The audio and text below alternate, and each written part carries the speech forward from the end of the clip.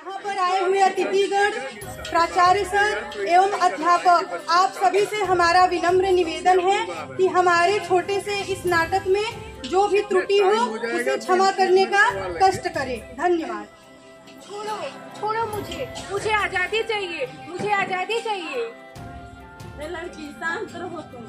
अगर तुम्हें इस परिवार का हिस्सा रहना है तो तुम्हें पढ़ाई और आजादी की सामना छोड़नी पड़ेगी। ये कैसा समाज है जो मुझे पढ़ने की अनुमति नहीं देता? मुझे पढ़ना है, पढ़ लिख के कुछ करना है, मुझे आजादी चाहिए, आजादी चाहिए। क्या तुझे आजादी चाहिए? पढ़ना है, मुझे लिखना है, मुझे पढ़ लिख के कुछ करना है, मुझे आजादी चाहिए, मुझे आजादी चाहिए। तो मेरे भावनाओं को, मेरे व्यक्तित्व को व्यक्त करने की कोई अनुमति ही नहीं देता।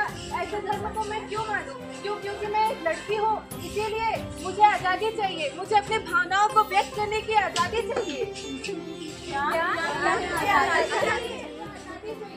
हाँ, मुझे आजादी चाहिए। किसी ने क्या ये भी कहा है कि महिला अपने कर्तव्यों पर, अपनी भावनाओं को व्यक्त नहीं कर सकती है?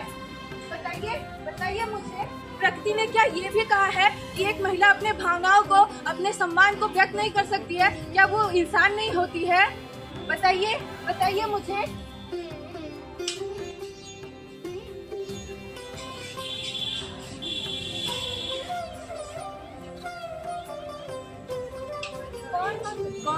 मैं संविधान हूँ। क्या तुम हम सबसे ऊपर हो? हाँ, मैं तुम सबसे ऊपर हूँ। मैं इस समाज, संस्कृति, रूढ़िवादियों एवं रीति रिवाज इन सब से कहीं ऊपर हूँ। मैं इस लड़की को, इस नारी को इस समाज से, रूढ़िवादी बंधनों से मुक्त करने आई हूँ। कौन है आप? मैं संविधान हूँ। हे नारी, मैं तुम्हें इस समाज की बेड़ियों से मुक्त कराने आई हूँ। कैसे इस समाज से, इस रूढ़िवादी सोच को रखने वाली इस समाज से आप कैसे मुझे मुक्ति दिलाएंगे? मैं संविधान हूँ। आज मैं तुम्हें स्वतंत्रता दिलाऊंगी और इन रूढ़िवादी समाज के भावनाओं से तुम्हें मुक्त कराऊंगी।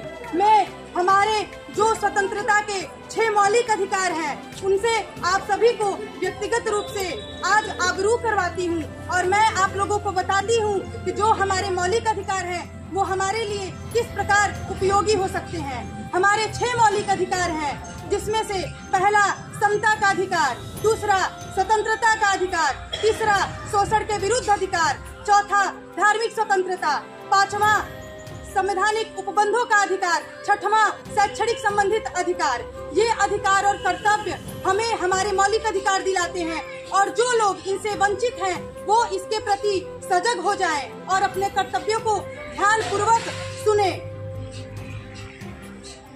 कृपया आप ये कष्ट करेंगे, ये संविधान से संबंधित जो मौलिक अधिकार है, इस समाज को जानने की बहुत आवश्यकता है, क्योंकि ये समाज जब तक ये 6 मौलिक अधिकारों को नहीं जानेगी तब तक एक स्त्री को उसका सम्मान, उसकी मर्यादा कभी नहीं निश्चित हो पाएगी।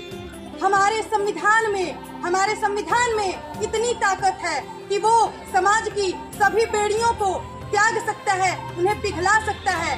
कहने को भारत हमारी माता है और भारत को नारी के रूप में पूजा जाता है, परंतु आज इसी नारी के गोद में नारियों के साथ अत्याचार, दुर्व्यवहार जैसी घटनाएं घटित हो रही हैं। इनके जिम्मेदार कौन है? हम सभी हैं। हमें इसके प्रति सजग होना चाहिए और इस पर ध्यान देना चाहिए। संविधान जब ऐसा कह रहा है तो लोग समाज में ऐसी गंदी सोच रखने वाले लोग कैसे भूल सकते हैं इस ये बात कैसा समाज है? ये कैसा समाज है जिसमें एक नारी के साथ दुर्व्यवहार और पुरुषों को पुरुष प्रधानता का अधिकार दिया जाता है? क्या नारी अबला ही है?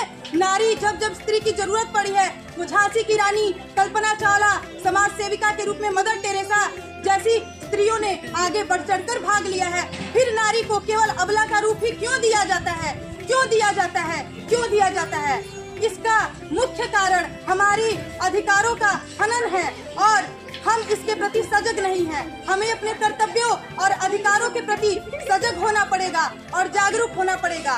तो आइए आज हम प्रण लेते हैं कि हम अपने साथ साथ अपने समाज को भी इन अधिकारों और कर्तव्यों के प्रति सजग करेंगे। नारी त्याग की मूरत है। नारी त्याग की मूरत है, प्रेम दया की खान।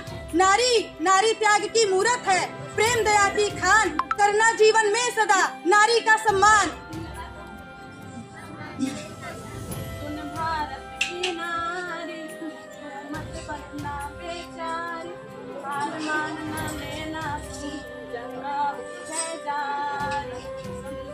की नारी हार मानना देना चंगा भी है जान।